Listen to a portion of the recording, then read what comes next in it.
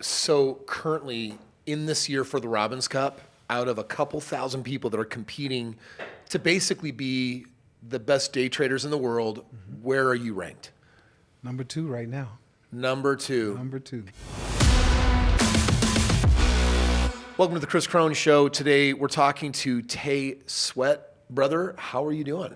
I'm doing well, my man. How are you? Dude, you got an interesting background because there was a time in your life when you were sporting a fat suit and then you basically said, I'm done with diabetes. I'm not doing this anymore. And then you flipped all the way over to like starting a nutrition company, got your, certifications, licenses, everything. And then you went on a rampage after you transformed your body to do that for a whole lot of other people. And are you still doing that today? So I'm retired from the whole fitness world, man. I let everybody else have it. I'm a finance guy now. I know. Dude, you switched it up. Absolutely. Dude, that's a huge switch up. Absolutely. Especially since you went from helping a ton of people in that space. Was it just not fulfilling enough? Like, why did you get into the investing world anyway? I would say it stopped becoming as fulfilling as it was once was. And the reason why is because we have the potential to turn things from a passion to a job. And it was turning into a job. Really? Yeah. And then you had financial wins there. I mean, you were doing multiple 7 figures. Absolutely. Your company was going great. But once you got kind of a taste for investing, what was it? Was it just bigger wins? Was it easier wins? Was it more passive wins? Was it learning how to just spend a couple hours a day trading and realizing, shoot, if you know what you're doing, this is an easier life. And now I'm going to coach a whole bunch of people. Like, what is it that caught your eye to make that transition?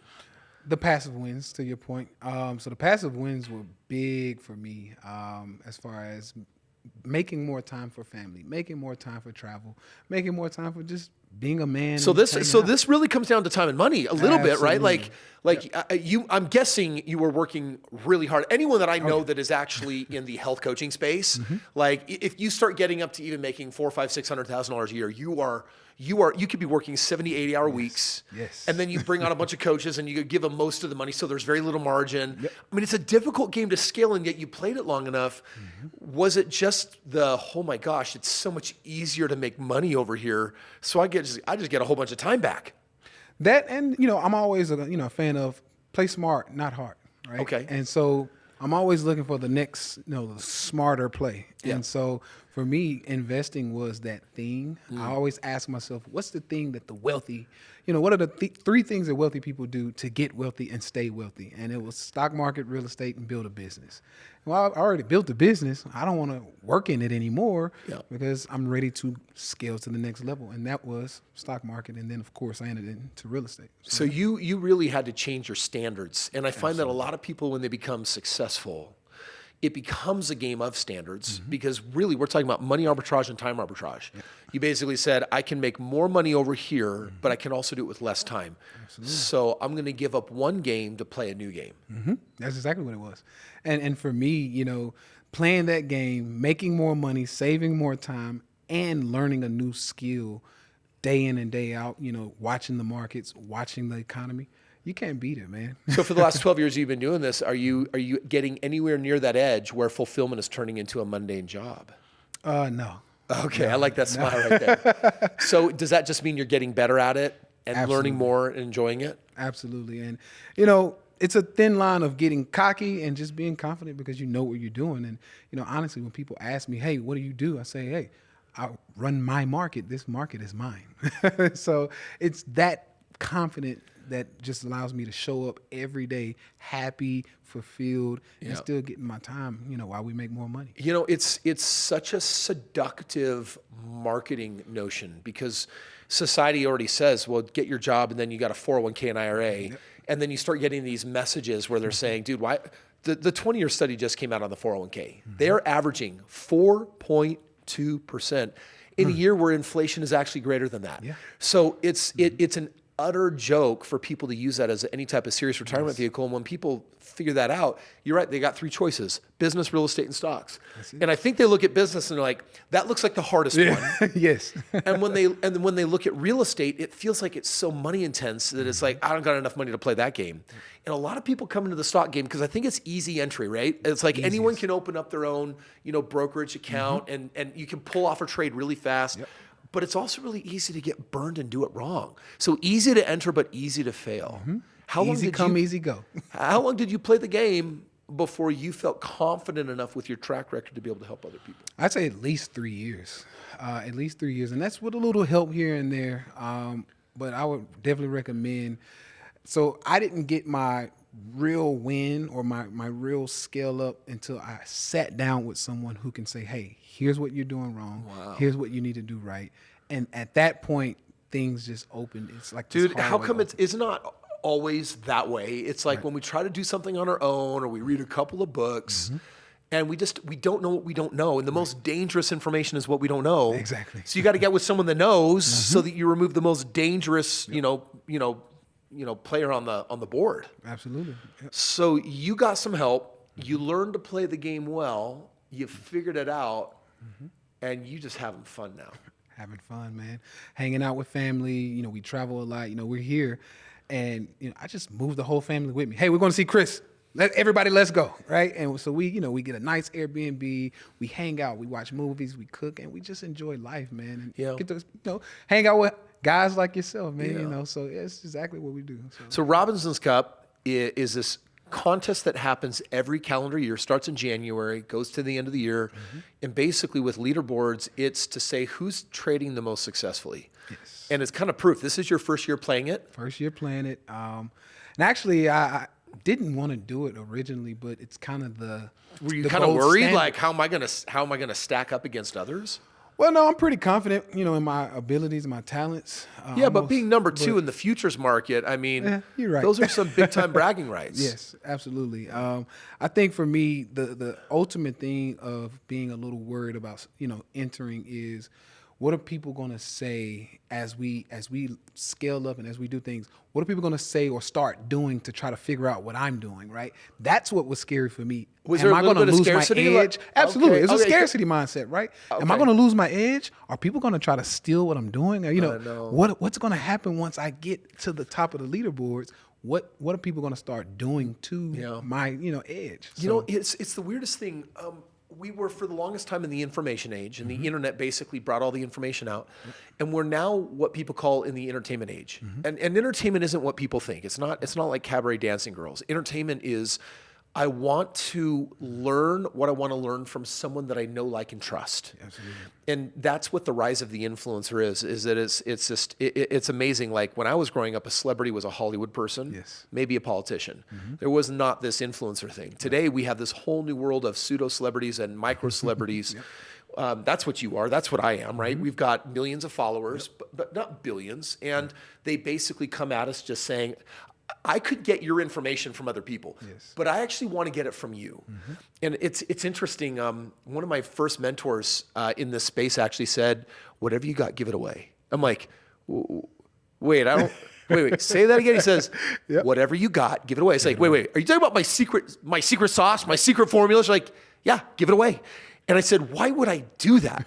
And they said, because at the end of the day, they're not following you like you think they are for knowledge. Absolutely. They're following you for you and your knowledge, which means that if they're ever given an opportunity, if you give them everything, a few will run and go do it on their own and thank you forever.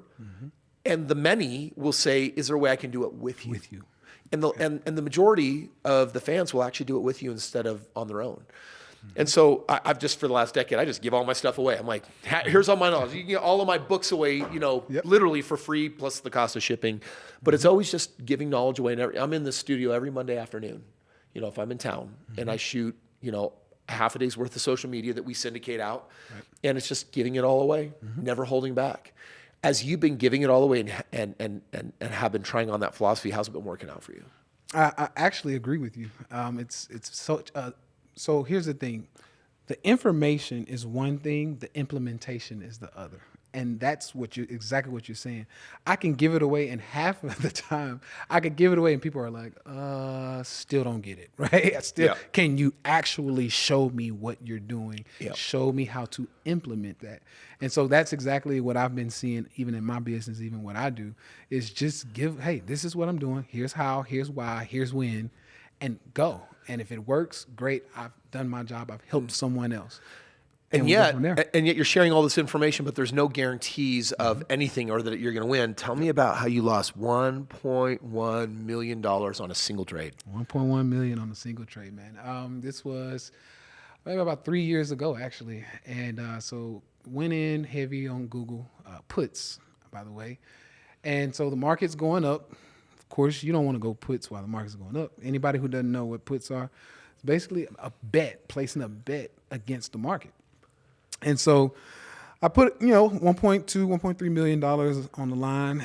And I said, hey, I think this thing's going to fall. And so I gave myself 6 months for it to happen. And it didn't happen in 6 months. It took about 9 months for it to happen. And yeah, man, ended up losing over $1.1 million on that trade. So you put 1.2 in there and you salvaged 90 grand out of it. Yep. Yeah. And I think so many people would say, I'm done. I'm beat. I'm never playing again. Yep. Why didn't you make that decision? Well, honestly, man, by this time, of course, I've been trading 12 years, 11 years. And so for me, I've already learned and rewired my brain to say there's no such things as losses, it's lessons, right? And so the lesson that I had to learn from that is, what did I do wrong? What did I not see? What can I do to fix it in the future? And so for me, yeah, it sucks to lose $1.1 million. However, I know that in the future, if I figure out what I did wrong, I'll make way more in the future. So yeah, just keep going, right? Now you got to be making some enemies online. Anyone on social media does, but you put yourself out there as a vegan. Mm-hmm. Absolutely. So I mean, I'm just saying, there's a bunch of like bastards out there judging the hell out of you for that one. Absolutely. Tell me, like, this whole vegan thing, like, first of all, why is it such a huge debate? Why do people hate so much on it? And where do you actually stand today? Well, here's the thing, man. I actually don't like most vegans either. Okay. And the reason why that is because they've made this thing a religion. Yeah. Right? They've made it a religion. They've made it kind of this cult-like following type thing. And for me, it's not that. It's more so a health choice. I don't do it for the animals, to be honest. I don't do it for, the other, things that they say. For me, I'm plant-based, if you will, because most of the vegans are a little crazy, right? Okay. They're a little crazy. I'm not arguing. Right? I'm like, I hunt. Yeah, and so right? if I post anything online about my epic around the world, like I get crucified for it. Yeah. And so, yeah, I've never been that guy, man. I have on leather boots, and so I'm not one of those guys where I say, hey, you shouldn't do that. You shouldn't hunt. Honestly, for me personally, it was a health choice. Yeah. And so bottom line is, for you, plant-based is just a healthier, all natural energy approach. There you go. Health choice. But bro, I love my meat. I really, really do. I do. Bacon, bro. Yeah. Bacon. Like convert me. I'm not, and see, here's the thing, bro. I'm not against it. And one of the things this is what led me here. And so I am naturally a contrarian, right? And so I grew up around a bunch of meat. I grew up in the South. So you're thinking about barbecue, Tennessee is where I grew up. Triple deep fried. Right, triple deep fried, and so I had all of any meat that you want to say, from alligator to, I had it all, right? Yeah. And so for me personally, being a natural contrarian, I just naturally move against the cult or the group. And so seeing all the people eat meat, I'm thinking, I wonder if I go against what you all are doing, what would that bring me? And so honestly, man, I tried it out, and this is back when I was 300 plus pounds, and it worked well for me, and I just never went back, honestly. So yeah, man, that's kind of like my thing. So I just never went back. Got it. Is that part of what helped you lose the 120 pounds? Mm-hmm. Yep. A lot of fasting. Even to this day, I fast a lot. So once a week at least, I'm going to fast for 36, 48 hours. When I do eat, I'm a big proponent. So I grew up poor. So the reason why veganism worked for me at first is because meat is more expensive than beans and rice. And so I just lived on beans and rice for a while. As I was building my business, it was beans, rice, taco shell or burrito shell, salsa. That was my game. Got it. I got you. And so from there, man, it just kept working for me. And so, yeah, I ended up here. So, I was vegan once for 2 months. I had served this 2-year Christian mission for my church. I was living in Germany, and there the people, if you're received as a guest and you have a host, and they know they're going to receive you, they're going to spend all day making a meal for you. And the Germans, it's always meat, bread, and cheese. And it's meat for breakfast, meat for lunch, meat for dinner, meat for dessert. And if you're a guest, they're going to pound you full of food.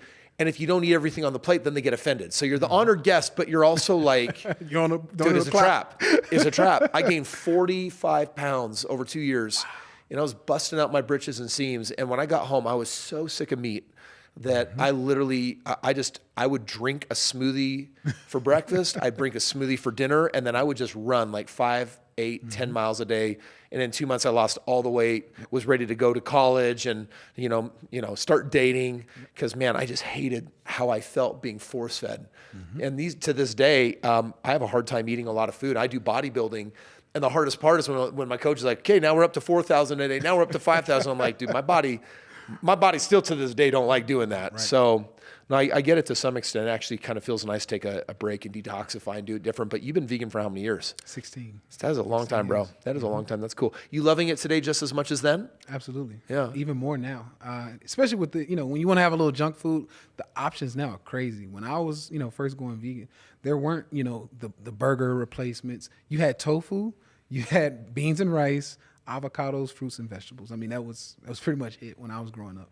And so now with the food technology, by the way, we can talk about a few stocks that, may be good to take advantage of. But yeah, man, the food technology nowadays is crazy. And so you can almost have whatever you want and it be vegan. And so, yeah, man. They're actually finding a way to make food taste good. Yeah, absolutely. They're finally figuring it out. It's pretty good. I remember, I was watching Star Trek growing up, and they always had that little holodeck or whatever machine, whatever, where you like put them, and it just makes the thing for you. I'm like, man, do you think someday they can make healthy food taste good?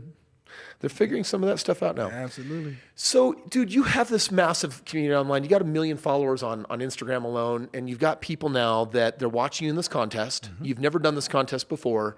You're ranked number 2 in the world, which I can only imagine has got to feel like a nice ego hit. Yeah, absolutely. But then on top of it, because your space is kind of hard. Over the years, I've met a lot of people that claim to be successful day traders. And I don't know, the world's full of liars. It's like, I'm going to reference the 3 great trades I made last year and pretend that that's the way I always am. And I'm just like, and so I always want to see the ROI. I always want to see the numbers. But now you're in a system that actually tracks your ROI. What is your year-to-date ROI so far? 138%. 138%. 138%. That is dope. Yes, so if a person's trading with $100,000, you've currently turned that into $238,000. Yep. Got it. And that's tracked as your ROI to date after all fees and everything come out. Yep. So the net. So that's pretty cool. And now you have people that follow you and get a chance to actually follow your trades and even watch you day trade because you're doing it live with people. We do it live every day. So you mentioned earlier that you switched games because you wanted to get time back. And I'm a huge proponent of time arbitrage. People talk about financial arbitrage. Right. Oh, I borrowed money at 3% and then I put it in this thing earning 25% and I'm netting 22. I'm like, cool. I do that with time. Right. Where it's just like, oh, this activity takes 2 hours and I found a way to outsource it and I actually just got 2 hours back. Yes. So in the way you're living your life today, I'm just kind of curious, like, how many hours are you working? Honestly, man, maybe 3 hours a day. Honestly, I go live with my group 2 hours out of the day. 30 minutes before, 30 minutes after, I assess the market, see what's going on, just to make sure when I'm live, I know what I'm seeing, I know what's going on. And then other than that, man, when I'm off, it's workout time, it's family time, it's So you're working part time. So you and I share that in common.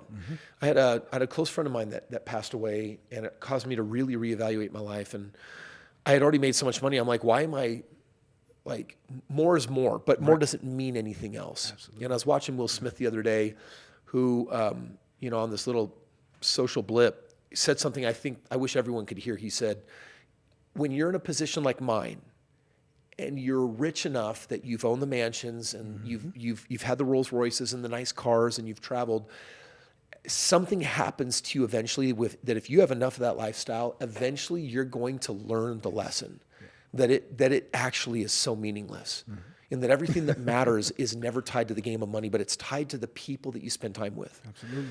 And he said he wishes that everyone could have that experience. I know I've had that experience, and I feel very, very blessed. I feel blessed for all the things that I have in the life experiences, but more than ever, like, there's just a part of me that it just wants to spend time with my loved ones, my family, be in my routine, connect. And you figured that out because you're playing the part-time game, and yet you've got full-time fulfillment. Yeah, absolutely, man. That's exactly. I mean, Will say it. You know, I've gone through the, you know, all of the fancy trinkets, the toys. I've had my Lamborghinis and Rolls Royces, and none of that stuff matters. Honestly, you know, I did a podcast with Cody, Clever Investor. And Yeah. we talked about, you know, the watches and stuff. And he goes, I made $100 million last year, man, and I don't really care about the watches. And I said, you know what? I don't either. And that from that day, I said, you know what? I'm done with watches. I'm done with the Lamborghinis. Yeah. Let's focus more on family. And so yeah, that's where I am. I got rid of watches, actually. I haven't worn a watch for, I think, 12 years, but it has nothing to do with, I used to have a nice collection. Yeah, I actually same. I got rid of watches because of what they represent. Ah, They keep, elaborate. They keep us from being present. They keep us constantly thinking about the clock. Yeah. They constantly keep us thinking about, where am I going next? Where have I been? What's still got to happen? And when we think that way, we don't really sink into the present moment. I would agree. You know what I mean? Absolutely. And so I just, actually, when investors come and become real estate partners of mine, when we buy our first property, we have a fun ritual. You see, if you work at a company for 30, 40 years back in the old days, they would give you a watch on the way out as like and it always seemed to me like such a slam. Like, it's like, hey, thank you for giving me the best years of your life, right? And It's as the an best way to give you entrepreneur, your time grace. back. Yeah, you'll never get your time back. And here's the reminder. So I always buy a pocket watch for my partners. And when they come to their first live event with me, I give them an anvil and a massive hammer, and we smash it. And then we put it in a photo box, and I say, hang this on the wall. You made the most important move to get your time back. I love that. So I think it is important to be able to select investments that can do that. And you found a way to do that. Now, most people, when they start following you, they're going to get advice for stock tickers and for long-term plays that can be 4 or 5 years out before they have some asymmetric upside. So no one can retire from their jobs if they're doing that, because those are long-term passive plays. But then you kind of have a more aggressive approach where people actually day trade with you. Is that right? Absolutely. Would you say that it is the day trading that gives you the freedom to not have to have a job? I would say the day trade definitely gives you the freedom. I had a slogan, you know, $1,000 a day keeps the real job away. Oh, I like that one. $1,000 a day keeps the real job away. How much money do you need to be trading with on average to be pulling 1,000? Curious. $1,000 a day. We do 10%, and the 10% is super easy. It's going to be about 10K. So if a person has so theoretically here, because I know a lot of people, if they don't really learn to do it the right way, it's gonna go bust. But theoretically, if someone had 10 grand, and that's what was available to trade with, and they were following your strategies, should be able to make $1,000 a day easy. $1,000 a day, easy. That's interesting. Does it get unnerving? I used to do some day trading, and I did not read the books, and I did have a coach, but I didn't commit to it the way I was supposed to. I felt rushed. And I always wanted to be in and out of the market in like 30 minutes. And I got antsy. So I was rigging for failure. And within a few months, all the money I'd set aside for investing, I lost. And the weird thing is I was relieved. I'm like, now I don't. It's over. Because I hated that it owned my life between 7 and 9 a.m. Mountain Time. And that's when I actually wanted to be with my family. So I think I manifested what I wanted, even though it probably wasn't the smart way to go about it. Right. When do you trade during the day? So first 2 hours of the market, and so that's it. So for me, market opens 7 a.m. Mountain Time, and I'm done by 9:15. 9:15. Yep. And so the rest of the day, it's family time, it's workout time, it's whatever. How long did it really take for you to learn how to do it consistently and dependably after you were shown? After I was shown and taught, I'd say 18 months. 18 months. Yeah, So it took you about 18 months. You have to conquer the 6 days a week or 5 days a week? I say 5 days a week. Yeah. 5 days a week. Weekends are mine. I usually don't touch those. Those are sacred. And I say that because with trading, you have the technical side of things. Do this, do that, and you get the win. But then you have the personal side. Okay, I get what you just told me, but I'm making money right now. Let's just say you go into a stock and you're up $500, but your goal is 1,000. You have to learn how to hack your brain to say, don't touch that money. Yeah, dude, you have to have that Right? self-control that I didn't, by the way. Shoot, I was like, this announcement looks really good. So I'm only supposed to go in with 10% of what I got, but we're going to go 30%. It's like, man, I was a bad student. Yeah. So yeah, it's part of the game though, man. And honestly, it takes a lot of, I call it a movie. It takes seeing the movie over and over again before you say, oh, I've seen this scene play out time and time again. And that's when you really figure it out. It's pattern recognition, Yes, right? very much so. Yep. Because you're learning all the different patterns. You learn to spot it. You learn to recognize it. You know how to play. Absolutely. You've got to have a win rate versus a lose rate. Like if you're day trading and you've got 2 hours into the market, how many days of the week, what percentage of the time are you going to have a lose day versus a win day? So starting out this year especially, we did 93%. So if I take 100 trades, I'll lose 7 of them. Really? Yeah. That is really high. You have to have that type of, when it comes to day trading, you have to have that type of win rate, because if you don't, the margin between having a stop loss is so short that you have a 50-50 almost chance of losing when you set a stop loss, right? And so the only way to win over time is to consistently win. Now, the issue with that is if you can't consistently hit over 80%, you're going to lose over time because your losses will end up being bigger than your wins. Oh, I got you. So if someone's saying, hey, I can't win that often, then what you need to do is you need to scale out, give yourself more time. So when I say scale out, you back out of it. Instead of trading on the 1 minute time frame, I trade the 15-second time frame.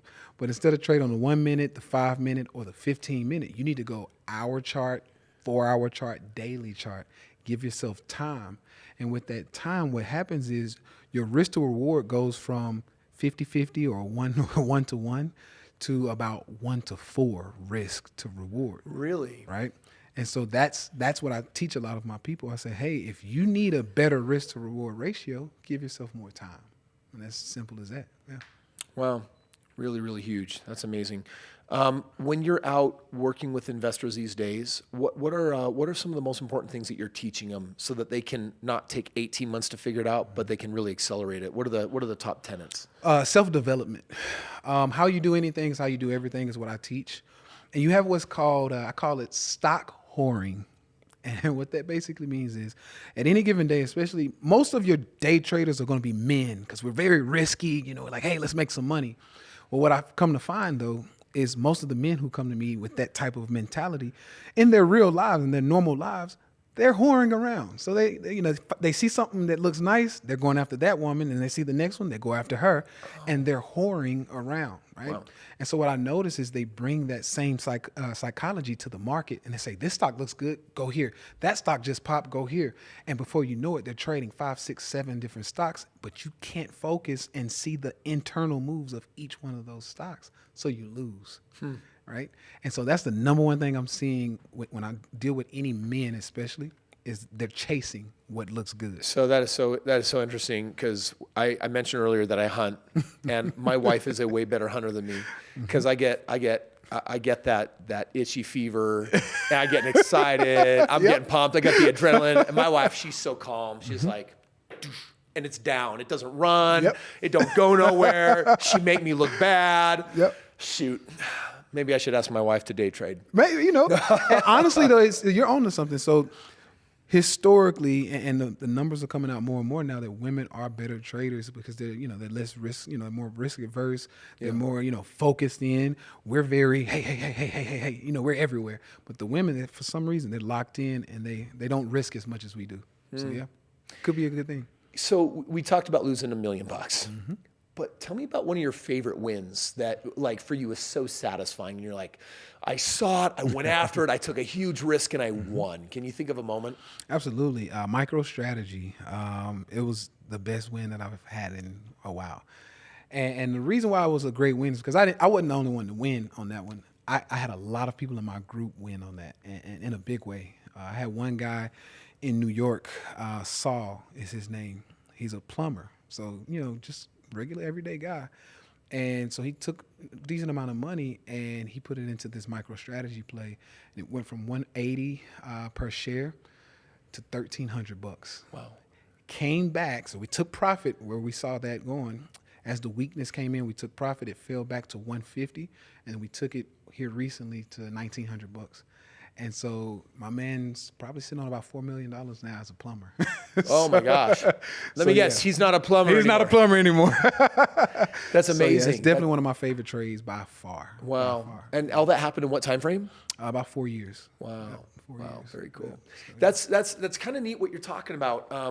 Because day trading really is about, hey, can I make 10% on what I'm trading with today? Yep. And so that's really career and professional minded. It's like, this is your thing. You better know your thing. Yes. I actually want to say this because there's a ton of people. This is my core financial strategy in life. There's a way to do something yourself, and then there's a way to not do it. And people are like, well, which should I do, the done for you or the not done for you? And I'm like, well, if you are 100% committed to personal mastery, you're going to get all the mentors and all the coaching until you learn this game inside and out and you could teach it, then you can do it yourself. Yes. But if you're not going to pay that price, don't do it yourself. No. And I think that was one of the lessons that I learned in the game. And so often I meet people and they look at your winnings, your trappings, your success, and they're like, I want what you have, so I'll do what you do. I'm like, yeah, but are you really going to do it? Or are you going to find shortcuts and go cheap? And in the real estate game that I play with people, over the last $2 billion of real estate transactions I've done, 6,500 single family homes, only buying in the best markets out of 324 of the United States, and averaging a 30 to 40% annual ROI. Sweet. So you look at those numbers and I meet people and they're like, oh, Kris, I want to do this on my own. I'm like, cool. I want you to do that as long as you're 100% committed to mastering that game. And if you know that you're not, you're just looking for a cheap win, then what you need to do is the opposite. Yes. You need to find someone to partner with. And I've made more money partnering than I have made money on my own. Like, how many things can I really master on my own? Well, only a handful of things. But through partnership, dude, I have businesses in so many different industries that I have no expertise in.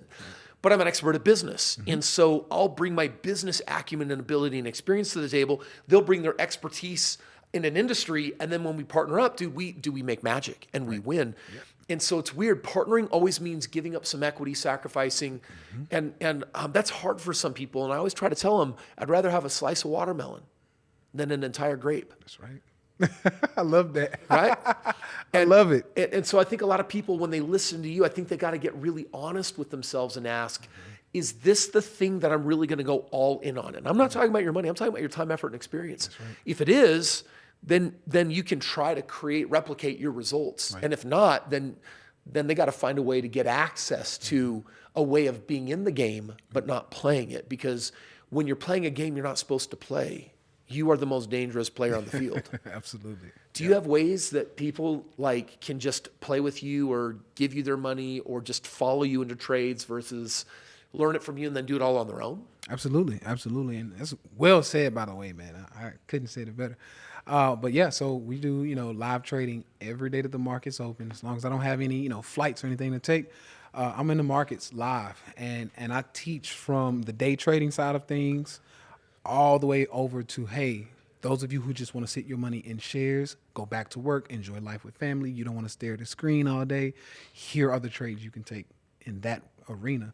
And so I do this live so that people can see my process, because that's really what it's about. It's about systems and processes. You know that. And so I want people to see the system that I use, the process that I use, the eye that I'm looking at the charts. And when they can see that and they understand this guy's calm, why? You can see why I'm calm, because I can see what's on the charts and where the market's going. So yeah, man, absolutely. Very, very beautiful. Man, we've covered a lot of ground today. Misconceptions about the market, misconceptions about what you do. What would you say some of the top misconceptions are? The biggest one is that all traders lose. This is a scam. The stock market's a scam. Most traders lose, which is true, by the way. However, I have a caveat to that, and the reason that is, most traders lose, yes. Most businesses fail. 9 out of 10 businesses fail, right? Most 9 out of 10 people who start a diet won't lose weight. It won't be a successful diet. And what I'm getting at here is it the things themselves that are failing, or is it the people that we're dealing with that aren't going all in, like you said, and focusing in on those things? Yeah. And it's the latter. The people aren't focusing in on the diet, the business, stock trading, real estate. That's what it is. Bro, you are a contrarian. So I'm Yes. kind of curious, what's some of your most controversial advice that you still stand behind? As a natural contrarian, when the market's going up, I'm looking for the move down. You're literally going in the opposite direction. If always- everyone's running here, I'm running there. Yes. Okay. I'm always looking for the move down. And that doesn't mean in the worst way. I just want to see what I can find, what opportunity I can find, because honestly, that's the best time to buy something. When everybody's on one side, the other side's cheap. Yeah. And so I put pennies in and I make dollars off those pennies. And so for me, I'm always looking for the opposite side of things. So full transparency, I'm short the market right now. Okay. I'm a real estate guy. You're a stock market guy. Real estate versus stock market. Which is better in your opinion? For me personally, in my brain, I would say stocks. And the reason why is because I'm a natural introvert. I don't want to deal with banks. I don't want to deal with contractors. I don't want to deal with real estate agents, brokers. I don't want to deal with people. I don't want to deal with property management companies. I don't want to deal with a second person in charge to go, work with those people. I just push a button. It's me and the screen. Yeah. And so for me personally, it's stocks all day, man. I'll make you a deal right now. So here's the irony. That's what you just described as who I am in real estate. Yeah. Like we're talking about 346 hours on each acquisition just before we actually make the purchase of the property. But I got a team of 200 experts and I've got full scale. And so it's this beast. You do the same thing in the stock market. Is there a way for us to trade where I can make real estate totally passive and turnkey, like pushing a button, and where you can make what you do in the stock market just as easy as passive as pushing a button? I'm sure it is. I'm sure we can work something out. Oh yeah. I'm sure we can find something. See, because this is the point. I'm not going to learn. I'm not going to go in on your trade. Right. I already know myself that way. I got enough things figured out where I'm like, ooh, it's tantalizing, it's exciting, and even if I just fast forward a year and I'm like, oh yeah, dude, I make 6 figures a day, I still don't think that would. I don't think that would tantalize me to want to do it. Absolutely. But my next move is to always ask them, and this is actually really for the audience, because I really want them to understand this one major point, which is if you're not going to go all in, there's almost always still a way to find a way to participate at a passive level. You're going to give something up, but it would be, again, better to have a slice of watermelon. There you go. Absolutely. So I'm just letting you know, I'm going to hit you up and I'm going to say, how do I get my slice of watermelon? Let's do it, man. Let's get that slice of watermelon going. Okay, I like it. I like it. Last advice for anyone that's listening. I've got entrepreneurs. I've got really dedicated career people. Husbands and wives that they're here for their family. They're here for their belief system. They're here because they want to live a really good, meaningful life. What advice would you give for them on the way out for how to live a better life? Learn how to hedge in life. And what hedging basically means is if we're biased to one side, let's just say we think something's going up in value, there's a way to hedge and make profit or get something out of it going the opposite direction, right? And so when I say learn how to hedge in life, it's not just real estate and stock market, but period, with your time. And so for me, for example, I want to hedge with, my family. And so if we want to go somewhere, let's say we're going to Miami, right? If the weather's not great there, if for some reason there's some unfavorable things going on, we're going to have a second place to go, right? We're going to have a separate property. We're going to have a separate, right? I want to always have other options. And that's really the key principle I'm speaking of, is the options of it, right? Have options. That reminds me so much of just the game of entrepreneurship in life. I always tell people well, what is more money to you, right? Because people, they get it wrong. They're like, well, money is greed and money is evil and money is bad. Or they'll say money is a unit of trade and money is and it's like, actually money is just one thing. It's more options. It's a tool to get more options. That's if you're good at the money game, you'll get more options. And everybody, that's why I wanted to have this interview with Tay today, because he's got an angle worked out. I want you to be able to follow him on social media if he's resonating with you, so you can learn a little bit more about his style, his strategy. There's so many different financial ways of making money. And it's interesting that some people, when they financially fail and look back and ask, well, why did I fail? It's because they weren't the guy. It's because they were trying to be someone they were not meant to be. Like, I know I'm not the stock guy, but I'm going to find a way to get a piece of this watermelon analogy. I'm going to find a way to play in that game, because that's what I do in every industry. There's always a way to play for less, but not have to give it all of yourself to be able to do it the way he's given all of himself to figure this game out. And so I think you got to be really honest with yourself. You've got to ask yourself, who am I meant to be? What is going to bring me further to my creation, my outcome, who I am meant to be, my mission, my purpose? And when you live that life, then you have the most fulfilling life. And ultimately, more money does equal more options. You've got to figure out the path that resonates the most with you. I could put you on a real estate path, but you're not going to play it the way I did to be financially free in under 5 years. So you might have a 20 or 30-year play. So you might say, well, that's a good game plan for getting me part of the way down the road. But now I got to find something more immediate. I need more immediate income. But that day trading thing actually really resonates. Maybe Tay's the guy that I'm going to look up. And that's so much of what we do here on the Kris Krohn Show, is whether it's talking about health or relationships or finance, it's really you building a game plan for your life. And I love what you just said there, Tay. It comes down to, I want to cultivate more options. That's right. If people want to learn more about you, where do they find out more about you? Easily just come on over to Instagram at Tay Sweat. That's where I spend most of my time. So yeah, any questions, just DM me. I answer my DM. Final advice and final shout out for everyone listening today. Final advice, more especially, I want to speak to my men. Learn discipline. The game of discipline is huge. And one of the things I always tell my guys is find a good woman and settle down. That's because it allows you to get focused. And it gives you more responsibility, because now you have another human you need to take care of. That's beautiful, brother. Hey, thank you so much for being here. Appreciate it, everyone. You can follow him at Tay Sweat on Instagram. Yep, on Instagram. And with that, we'll catch you on the next Kris Krohn Show.